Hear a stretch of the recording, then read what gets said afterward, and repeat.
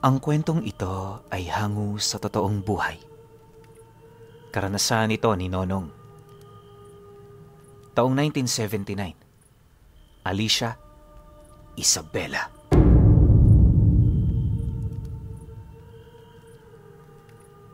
Itong mga panahong ito, ulilang lubos na itong si Nonong. Bagaman nasa tamang edad na, hindi niya pinangasang pumasok sa relasyong lubos na magpapahirap sa pagkatao niya. Ang palagi niya kasing pinapaalala noon sa kanyang sarili, naghihirap na nga siya, mandadamay pa siya ng iba. Ayaw naman niyang magluwal ng sanggol na walang karampatang pera, gawa ng kapag nakatira ka sa baryo, mahalaga talaga ito para matustusan mo ang mga pangangailangan sa araw-araw. Ayaw ding ipagpalit ni Nonong ang kanyang kalayaan para sa responsibilidad ng pagpapamilya. Kung hindi niyo kasi naitatanong, madalas inuubos niya ang kanyang oras sa panunuklas ng magagandang tanawin sa kanilang lugar. Mahilig din siyang maghanap ng talon dahil pakiramdam niya, yon ang nagbibigay dahilan kung bakit siya ay nabubuhay. Sa pagkakatanda nga noon ni Nonong, araw-araw siyang pumapanhik ng bundok para maghanap ng mga panibagong lugar na pwede niyang mapagtambayan. Halos napakadalang din niyang magtrabaho na siya namang naging palaisipan sa kanyang mga kababaryo. Sabi-sabi ng iba, walang patutunguhan ng buhay niya kung ipagpapatuloy niya ang ganoong gawain. Yung iilan naman, kung ano-anong masasamang salita ang sinasabi sa kanya, kesyo walang patutunguhan ng kanyang buhay, palamunin ng mga kadugo niya, at kung ano-ano pa.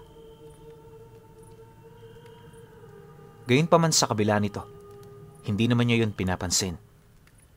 Sa isip-isip niya, kung magpapaapekto siya sa mga ganoong salita, parang hinahayaan niya ang kanyang sarili na umikot sa mga ito ang kanyang mundo. Ayaw naman itong mangyari ni Nonong, kaya kahit marami siyang natatanggap na batikos, mas pinipili niyang gawin ang kanyang gusto. Dahil dito, nagdulot naman yon ng matinding pagkairita sa mga tao hanggang sa hindi naglaon, may mangilan-ngilan ang kumukumpronta sa kanya. Isang umaga, nang akmang papaalis na siya sa baryo, bigla naman siyang nilapitan ng isang matandang kapitbahay lang niya. Pagsilay naman niya rito, bahagya naman siyang natigilan dahil sa sama ng tingin nito. Maya-maya pa, nang akmang maglalakad na siya papalayo, narinig naman itong tinawag ang kanyang pangalan, sabay wika sa kanya ng, "Ano nong? Maglalakwatsa ka na naman ba? Matanda ka na nong. Ba't di ka magtrabaho? Ayusin mo yung buhay mo, tapos bumuo ka ng pamilya. Di naman sa pinapakialaman kita, naaawa lang ako sa'yo. Tingnan mo ang mga anak ko. Nakapagtapos na at may maganda ng trabaho. Di mo man lang ba naiisip ang buhay mo kapag matanda ka na? Tandaan mo nong, walang ibang tutulong sa'yo kundi ang sarili mo. Sa ngayon maaaring tingnan mo bilang masama ang payo ko. Pero darating ang araw, maaalala mo ako at pasasalamatan." Nang marinig naman niya ang sinabi nito, agad naman siyang ngumiti sabay sagot dito ng, "Mas pasasalamatan ko ho kayo kung hindi kayo makikialam sa buhay ng iba. Huwag mong alalahanin ang hinaharap. Di ka naman sigurado kung nandyan ba kayo sa hinaharap na sinasabi mo. Sige ho, mauna na ako. Magandang umaga." Pagkalahad naman niya ng mga katagang yon, agad naman niyang tinalikuran ng matanda. Bagaman maraming nakakita, hindi na niya inisip pa ang mga sasabihin nito sa kanya. Makalipas pa ang ilang minutong paglalakad, napasok na nga niya ang paanan ng bundok na siya namang nagbigay ng kapayapaan sa kanyang isipan. Sa loob ng ilang oras niyang paglalakad, maraming tanawing nakaagaw ng kanyang pansin. Habang pinagmamasdan niya ang kagandahan ng mga ito, maya't maya naman ang pagsagi sa kanyang isipan ukol sa hangarin niyang manirahan sa ganoong lugar. Kung siya lang kasi ang masusunod, gugustuhin niyang manatili sa bundok kung saan hindi siya napapaligiran ng mga taong pakialamero. Para sa kanya, yon ang tunay na buhay na maaring malasap ng isang tao. Pagpatak naman ng hapon, payapa nang nakaupo si Nonong sa gilid ng matarik na parte ng bundok. Masaya siya noong pinagmasdan ng paglubog ng araw habang iniisip ang mga magagandang alaala na may kaugnayan sa pumanaw niyang pamilya. Pinaghalong lungkot at tuwa ang kanyang nararamdaman noon na halos hindi niya ito magawang maipaliwanag. Pagpatak naman ng takip silim, nagdesisyon na siyang bumaba ng bundok. Habang binabagtas niya ang daan, inakala naman niyang pangkaraniwang araw lang ito para sa kanya. Ngunit nang malapit na siya sa paanan nito, laking gulat na lamang niya nang may masipat siyang isang higanting ahas na biglang humiga sa bundok na naroon sa kanyang harapan. Gawa sa mga bato ang kaliskis nito, tapos paglapat nito sa lupa, bigla yung tinubuan ng napakaraming puno. Dahil sa kanyang mga nasilayan, inakala naman niyang namamalikmata lang siya, kaya ang ginawa niya, kinusot niya ito. Sa muling pagsilay niya sa lugar na yon, muli na naman niyang nakita ang paghinga ng katawan nito bago yun tuluyang magtago sa matataas na puno. Matapos ang pangyayaring yon, paisa-isa namang nagsidatingan ang malalaking ibon sa lugar. Pagkaraan pa ng ilang minutong pagmamasid, dahan-dahan na ring nawala ang bakas nito sa buong paligid. Nang mapagtanto naman niyang wala na ang nilalang na yon, agad naman siyang bumalik sa kanyang tahanan para pag-isipan ang mga bagay na kanyang nasilayan. Lumipas pa ang mga araw. Nagpatuloy ang pagmamasid ni Nonong sa lugar na yon hanggang sa magpasya na siyang pasukin ito. Hindi siya sigurado kung yun ba ang pinakamainam niyang gawin, pero sa isip-isip niya, yun na lamang ang nag-iisang paraan upang malaman niya ang totoo. Dahil dito, agad naman niyang inihanda ang kanyang mga dadalhin para sa ekspedisyon niyang gagawin. Upang madali rin niyang makita ang ahas na yumakap sa bundok, kung anong oras niya yun nakita, ganon din ang oras ng kanyang pagpunta. Sa isip-isip niya kasi, madali niya yung masisilayan sa paniniwalang may iniwan itong bakas sa lugar. Sa pagbagtas naman niya ng daan, naging maayos naman ang lahat. 5 kilometro bago makalapit sa bundok, maigi niya munang pinagmasdan ang buong paligid. Ang gusto kasing malaman noon ni Nonong ay kung may mga tao bang naninirahan dito. Maya-maya pa, nang wala naman siyang makitang siga sa lugar, doon na siya nagpasyang maglakad papalapit. Mabilis at maingat ang kanyang ginawang pagtahak ng daan upang masigurong hindi siya malalagay sa alanganin. Kalahating oras pa ang lumipas, tanaw na nga niya ang paanan ng bundok. Pag-apak naman niya sa lugar nito, agad naman siyang sinalubong ng isang malakas na hangin na animoy may ibinubulong sa mga puno. Doon pa lamang sa lugar na yon, gustong-gusto na talaga niyang umatras pero nagpumilit pa rin siyang tumuloy. Sa isip-isip noon ni Nonong, bahala na kung ano ang mangyari sa kanya. Basta ang importante, malaman niya ang sikreto ng bundok na yon. Makalipas pa ang ilang minutong paglalakad, unti-unti na nga niyang napapansin ang matarik na daan patungo sa tuktok nito. Habang pinagmamasdan niya noon ang buong paligid, di naman niya maiwasang magtaka, gawa ng yung mga bato at puno sa lugar na yon. Parang kakaiba. Hindi niya mawari pero malakas ang kanyang kutob. Hindi isang pangkaraniwang lupa ang kanyang tinatapakan. Dahil sa kanyang mga napansin, mas lalo pa siyang nag-ingat hanggang sa kalaunay narating na nga niya ang kalagitnaang parte ng bundok. Pagsilay niya sa paligid nito, Laking gulat na lamang niya nang masipat niya ang isang malaking tipak ng bato na nagliliwanag. Agad nitong nakuha ang kanyang atensyon, kaya kahit nababahala, mapangahas niya itong nilapitan.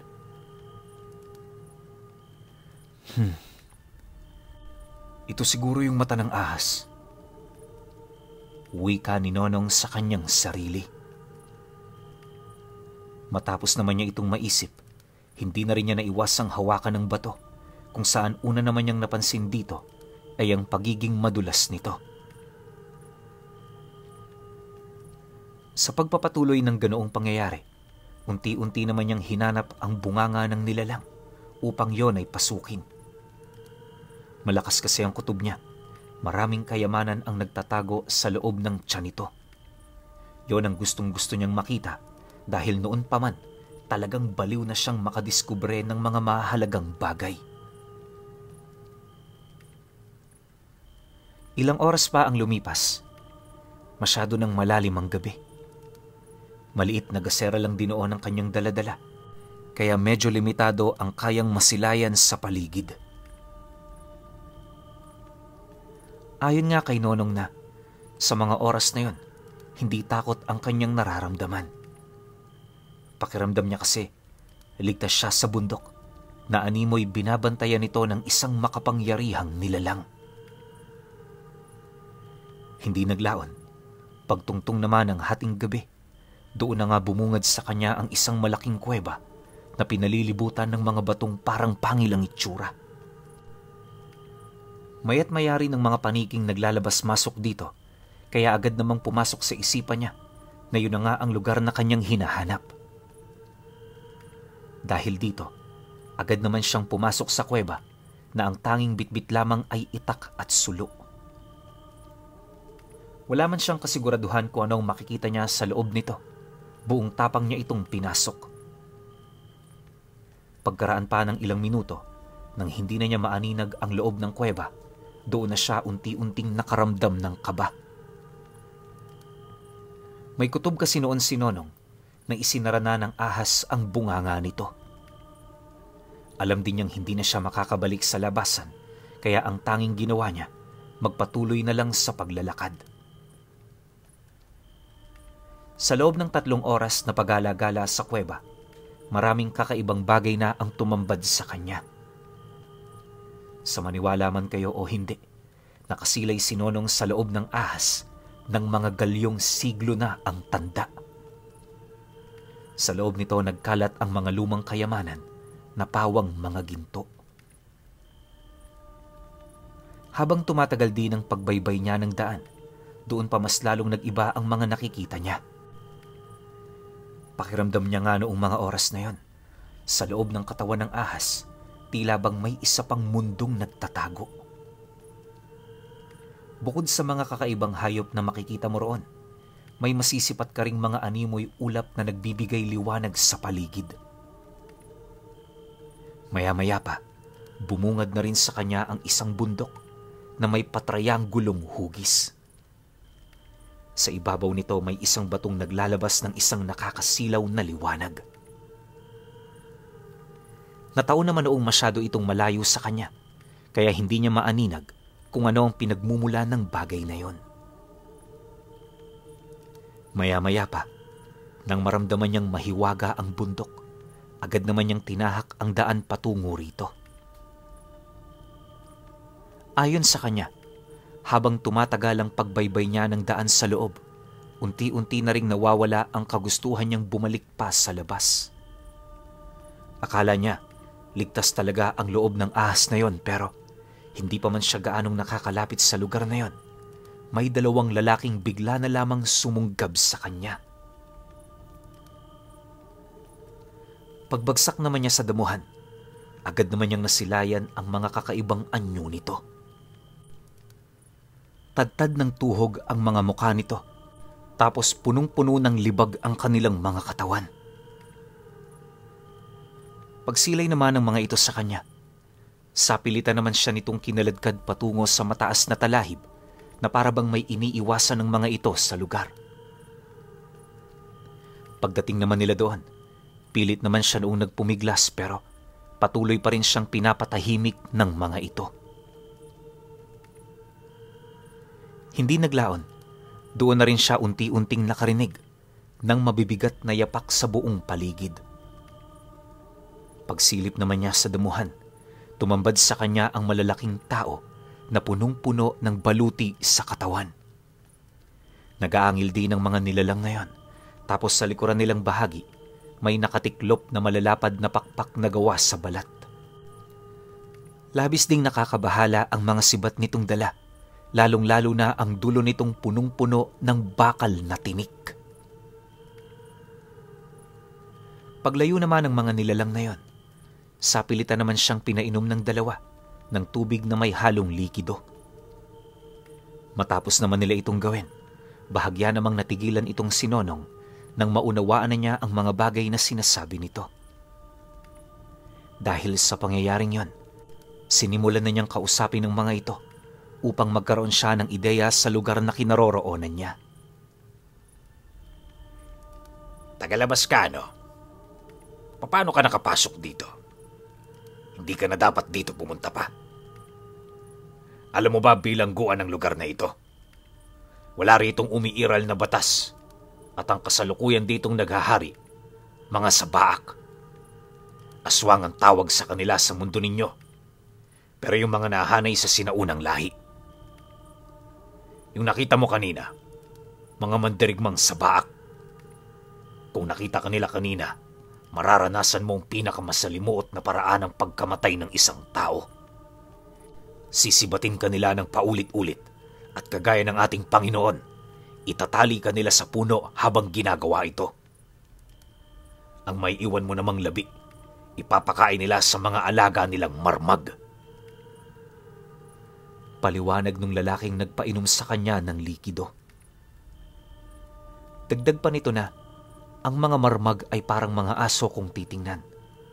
Yun nga lang kasing laki yun ng isang matandang kalabaw. May mga sungay din ito, tapos yung mga paa nito merong matutulis na mga kuko. Pino rin ang kanilang mga ngipin, tapos may kakayahan yung maging abo sa mga pagkakataong may sinasalakay yung lugar. Malalakas na uri ng sigbi ng mga nilalang na yan na hindi pa nararanasang makalaban ng mga taong katulad ni Nonong. Dahil sa sinabi ng mga ito, walang pagdadalawang isip naman siya roong sumama. Makalipas pa ang ilang minuto, nang makumpirma naman ng mga ito na ligtas na ang buong paligid, doon na nila sinimula ng pagbaybay ng daan. Mabilis at tahimik ang kanilang ginawa upang masigurong walang makakakita sa kanilang alaga ng sabaak. Kalahating oras pa ang lumipas, matagumpay naman nilang narating ang sityo ng mga ito na nakakubli sa malalaking tipak ng mga bato. Sa loob ng mga batong yon, matatagpuan ang isang maliit na patag na tamang-tama lang pagtirhan ng humigit sa 100 tao. Ayon pa kay Nonong na ang lugar na napuntahan niya, purong may mga tuhog at limbag sa katawan ng mga taong naninirahan. Kakaiba rin ang pamamaraan ng pamumuhay ng mga ito, lalong-lalo na sa kanilang mga pananamit. Sa pagpapatuloy naman ng kanilang paglalakad, maraming bagay siyang nakita na napakalayo sa mga baryo kung saan siya lumaki at nagmula. Dagdag pa ni Nonong na lahat ng mga taong naroon likas ng may agimat sa dugo.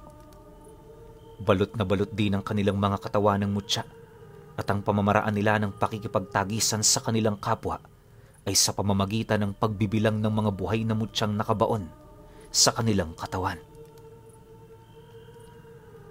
Ibig sabihin, kapag ikaw ang pinakamaraming may ganon, ikaw rin ang pinakamaganda sa inyong lahat. Tapos ikaw rin ang pinakamalakas. Ituturing ka rin kanang kamay ng datu sa lugar, kaya mapapasayo talaga ang karangyaang pinapangarap ng iba. Gayunpaman, hindi madali ang trabaho ng kanang kamay. Upang maisakatuparan ito, kinakailangan magkaroon ka ng karanasan sa pakikipaglaban sa mga sabaak. Kapag nakapatay ka ng nilalang na yan, mas lalo pang aangat ang iyong posisyon sa komunidad. Nalaman din ni Nonong na ang mga katutubong napuntahan niya ang pangunahing kalaban ng mga sabaak. Mag-iisang milenyo na rin ang nakakaraan magmula noong nagsimula ang kanilang digmaan. Sa loob ng mga panahong yon, hindi na mabilang ang mga taong nag-alay ng buhay. Marami man ang namatay, ipinagpapasalamat pa rin yon ang kanilang angkan, gawa ng dahil sa sakripisyo ng mga ito, patuloy pa ring nabubuhay ang kanilang henerasyon. Sa paglipas pa ng mga araw, namuhay doon si Nonong. Ayon sa kanya, matinding pagtitiis ang ginawa niya dahil yung mga pagkain nito, hindi niya talaga tipo. Hindi man sa pandidiri pero lahat ng pagkain ng mga taong naninirahan doon, may hahalin tulad niya sa tae ng manok na ipinahid sa damit tapos pinatuyuan ng dugo nito. Hindi niya talaga maipaliwanag ang lasa pero ayon sa mga taga roon, yon ang sikreto ng mahaba nilang buhay. Bahala na kayo kung maniwala kayo ha. Pero ang pinakabata sa tribong yon, nasa edad 80 anyos. Yung mga matatanda, humigit 400 taon nang nabubuhay. Oh, baka may tumawa sa inyo. Paalala ko lang ha, si Adan na unang likha ng Diyos, nabuhay ng 930 taon bago namatay. Dagdag pa ni Nonong na marami na rin yung napatunayan at ilang beses na rin yung nakapaslang ng mga mandirigmang sabaak. Dahil sa ganun nitong kakayahan, naging marangya ang paninirahan nito sa kanilang tribo. Yun nga lang, sa kabila ng magandang buhay ng mga tao sa lugar, araw-araw silang binabalot ng matinding takot dahil sa mga sabaak na naglilibot. Minsan, may mga pagkakataong hindi talaga nila yun naiiwasan, kaya madalas magkaroon ng digmaan. Ipinagtapat din ng taong nagligtas sa kanya, hindi maganda ang panahon ng kanyang pagpunta. Nalalapit na kasi ang pagdurugo ng mga ulap na siya namang nag-iisang hudyat para sa paparating na pakikipaglaban ng kanilang tribo. Nabanggit din ito na malabo pang bumukas ang lagusan na daraanan niya, kaya na may masasaksihan niya talaga ang mga mangyayari. 3 gabi pa ang dumaan. Napansin naman ni Nonong ang paghahanda ng mga tao sa lugar na yon. Bitbit ang kanilang mga pana at palaso. Walang oras silang hindi nag-e-ensayo. Nakahanda na rin ang depensa ng kanilang tribo na kayang magpakawala ng libu-libong palaso sa isang tira lang. Maliban sa mga bagay na yon, naging abala rin ng mga ito sa pagsasanay ng mga alaga nilang hayop na siya namang gagamitin nila sa digmaan sa himpapawid at lupa.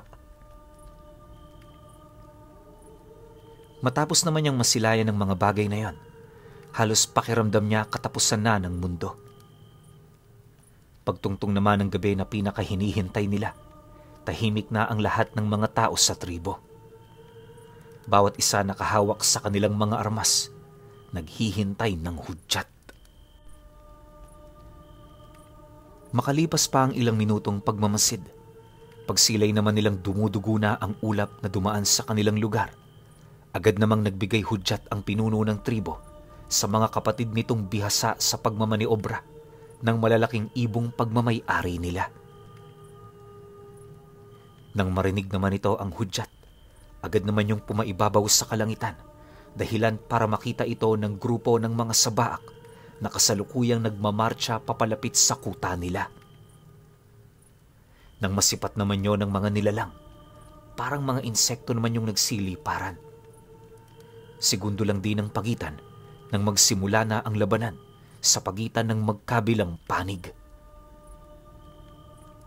Ayon kay Nonong, na habang pinagmamasdan niya ang mga nangyayari, pakiramdam niya napakatagal lumipas ng mga minuto.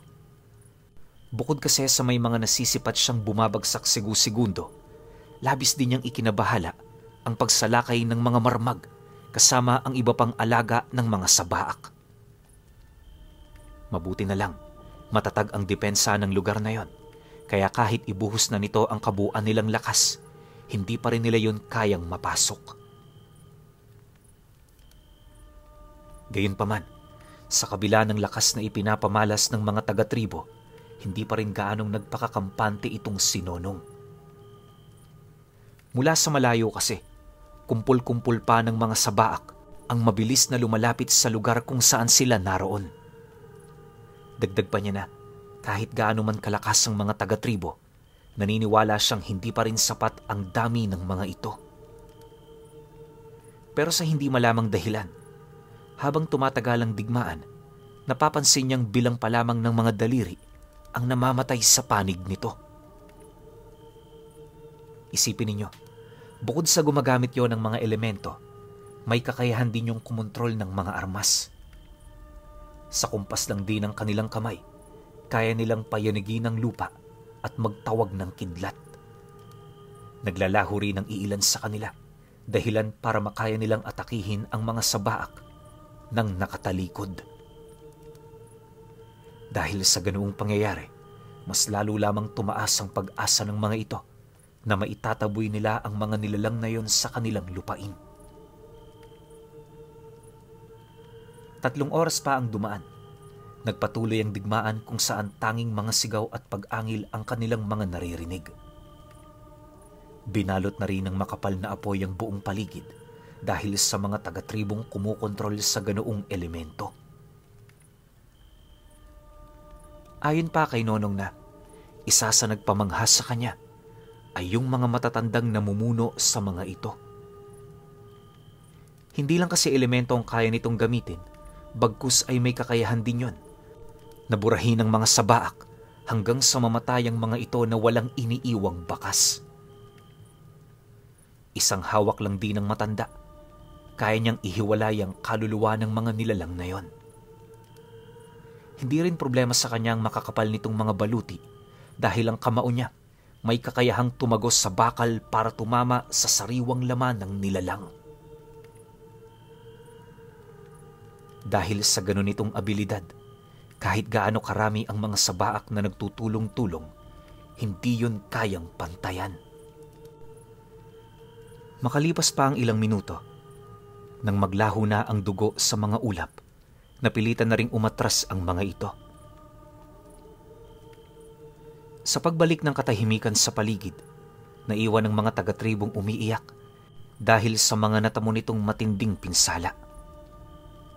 Yung iba rito, napugutan ng ulo, habang yung iba naman wala ng buhay na nakaupo sa katawan ng isang puno, hawak-hawak ang mga sibat na tumama sa kanilang mga katawan. Marami man ang pumanaw noong mismong gabi, bit-bit naman nila ang tagumpay ng kanilang lahi. Matapos ang mga pangyayari, agad naman nilang ginawa ang mga depensa ng tribo.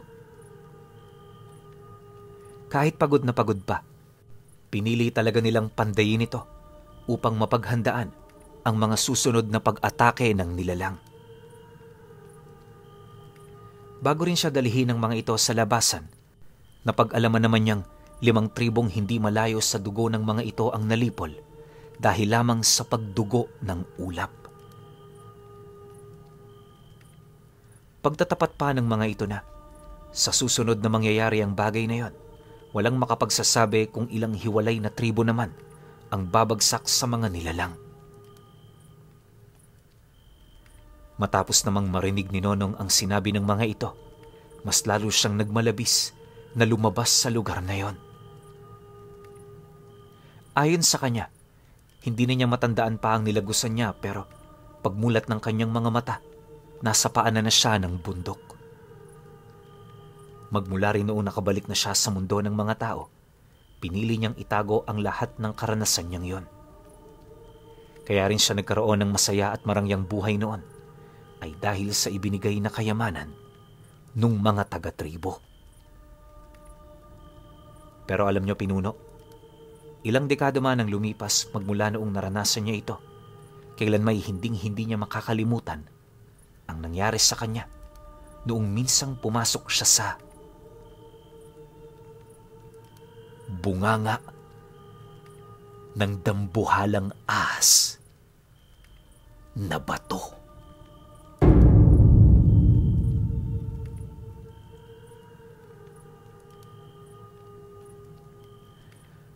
Okay.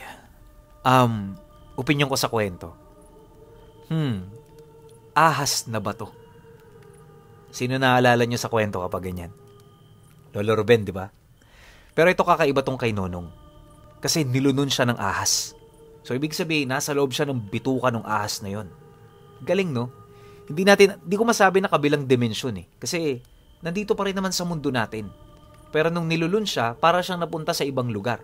So, hindi ko alam kung loob ba yun ng bituka ng ahas o yung bibig ng ahas na yun lagusan patungo sa ibang dimensyon. Pwedeng ganun. Tapos, may nasaksihan pa siyang isang digmaan. Sobrang kakaiba ng mga nilalang na nabanggit, lalo na yung sa baak. Diba? Ngayon ko lang narinig yan. Ang bangis ng aswang na yan, tas may mga alaga pa silang, kung tawagin marmag. Aso na gasing laki ng kalabaw. Diba? Paano kaya ako napunta to sa mundo ng mga tao? Well, di naman ako magtataka kasi alam naman nating lahat dito sa Pilipinas marami tayong dibino. So palag-palag to kung sakali man. Doon pa nga lang sa tribo na yung pinakapinuno maraming mutya, hindi na sila umubra, di ba? Well, nakakalungkot kasi maraming namatay sa tribo na yon. Pero kung sabayan yung pag-uusapan, lumamang pa rin yung tribo. Di ba? So kahit feeling ko makatagos to or meron na sigurong nakatagos, wala lang kwentong ganito, ito lang si Nonong, kayang-kaya talagang sabayan yun. Baka nga lusawin pa yun ng mga dibino natin dito Di ba? Alam ko, kayo rin. Malaki tiwala nyo sa mga tumutulong sa atin na nasa panig ng kanan. Pero overall, masasabi ko sa kwento, sobrang mahiwaga tsaka sobrang angas nito. Pero kayo, kung may opinyon kayo sa kwentong ito, comment nyo lang sa baba. Yun lang. Hanggang sa susunod na kwento. Salamat.